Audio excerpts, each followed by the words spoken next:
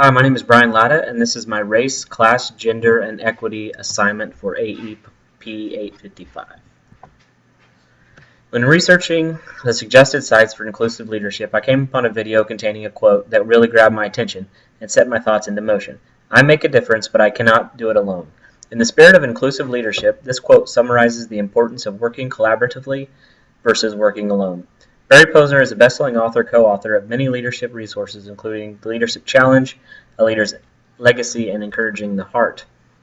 In this particular video, Posner discusses many aspects of leadership that help us gain an understanding of what is required in order for inclusive leadership, beginning with the qualities that make a leader. He states, "You cannot be a leader if you do not have followers." He also indicates that a leader's purpose is to turn their followers into leaders. It is important that leaders teach those who follow to be able to carry on with the vision after the leaders left. In addition, leaders must show the way. They must be the ones who model the values and group commitment required for inclusive leadership. By doing this, you allow those who follow to want your leadership. You are not forcing them to follow your vision, you are integrating them into the vision and including them along the way. Leaders give credit where credit is due. Posner emphasizes ideas such as humility, but also indicates that leaders must believe in themselves. They must know and believe that they have the ability to make a difference, yet put others' interests above their own. Posner goes on further to mention that leadership is an exploration of the inner territory, an understanding of who you are and what you care about. You must be able to look at yourself, your values, and your beliefs and ask yourself, what is it that I care about? Unless the leader himself has a solid understanding of this, it will be difficult for those who follow him to believe him. Not only does Posner discuss his vision of shared leadership, he and co-author Kuzes, in their book, The Truth About Leadership, list 5 exemplary practices of leadership that incorporate the inclusive leadership model. Model the way, which is lead by example and practice. Inspire a shared vision. Work with the group to develop a vision that all members believe in and value regardless of diversity among the members. Challenge the process. Be able to question the current vision or lack of one and listen to insights from all the group members. Enable others to act. Provide what group members need in order to take the leap of faith. For example, training, support, individual combinations, etc. Encourage the heart. Get to know each individual and lead with your heart. In their book, they state authentic leaders is in every setting, from families to nation to states, aim at liberating the heart, their own and others.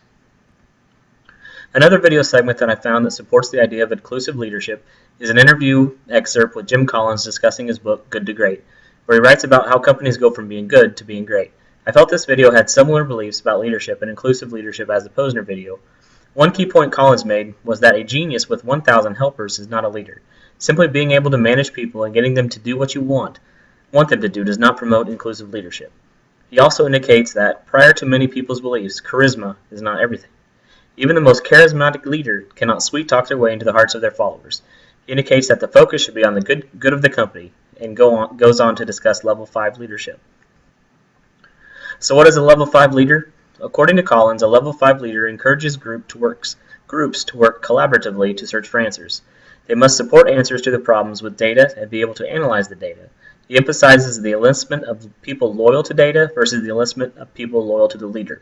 This sounds contradictory to Posner, however, I believe the thought behind the words is the same. Working together as a diverse group has many challenges, and if the group is focused on the company or the overall vision, they're able to work more collaboratively for the same purpose. Loyalty is also essential for followers and leaders, but loyalty should not blind the groups to the facts.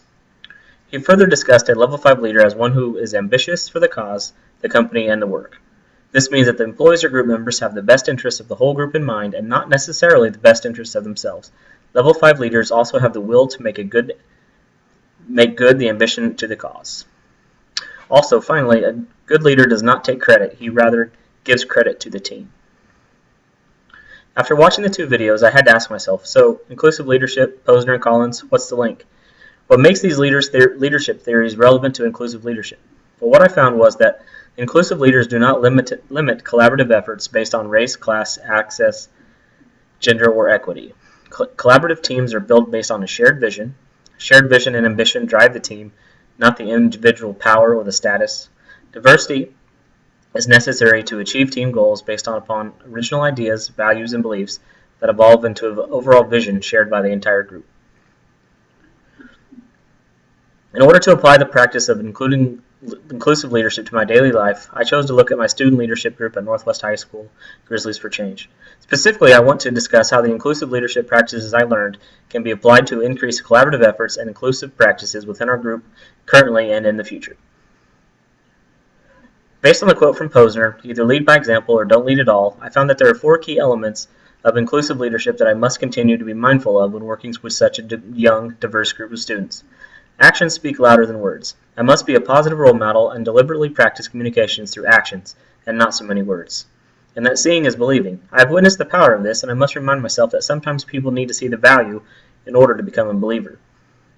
And also that leaders go first. Because of the diverse personalities and unique needs of all the members in my group, I must make sure I lead by example and be the first person to accept new challenges and change. I must admit mistakes. I believe admission of mistakes makes me appear more human to the group members. It takes away from the feelings of superiority some students may have of my position as a leader. Admitting mistakes allows for trusting and positive interactions. Posner also states leadership is an affair of the heart. As I look to summarize my findings, I must consider the affairs of the heart and remember that I must be able to make people want my leadership. With such a diverse cultural and ethnic group, I must keep in mind that relationships are the key. With positive and meaningful relationships, group members become blind to these differences and begin to view each other as one. In order to promote this type of inclusive teamwork, I must pay attention to them. Remember that they are just teenagers. I must recognize achievement and celebrate. I must show appreciation often, share group successes, and make them feel important and valued. As I begin to pay attention to them, recognize their achievements, and show appreciation, share in their successes, and make them valued, they will do that to other people as well, and they will become the leaders. In addition to appealing to the heart, it is essential to model the growth of leadership by setting some of the following examples. Inclusive leadership provides the group with a blueprint to grow leaders by advocating for the excluded, educating the school and community about what the group does, and ensuring that everyone in the group has an equal voice. Naturally, with all the changes comes challenges and obstacles. If met head-on and with brutal honesty, these challenges can be overcome given time and relationship building. Inclusive leadership goes against the normal leadership power structures. In typical leadership structures, the principal or CEO makes the leadership decisions, and the subordinates follow the plan instead of being a key part in the process. Inclusive leadership takes time to implement. It takes time to gather people, discuss topics, and develop a plan of action. On the other hand, leaders in a typical power position can make decisions in mere minutes. Also, diverse perspectives can cause conflict. Conflict does not always lead to negative outcomes, though.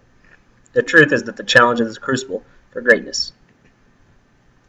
In addition to obstacles that must be overcome, I must prepare for how to guide group members through uncertainty and change. Even those who want to follow have moments of hesitation. It is important to model that disruption and transition are natural processes that come with change, and that these things are not necessarily bad. They show that progress is just being made. This is quite possibly the most difficult transition in transformational leadership, especially when approaching it inclusively. Recovery and new beginnings can occur when the turmoil of change is decreased. People begin to see progress and value the shared vision. I must work hard to change the mindset that consistency and complacency are not always what is best for the group as a whole.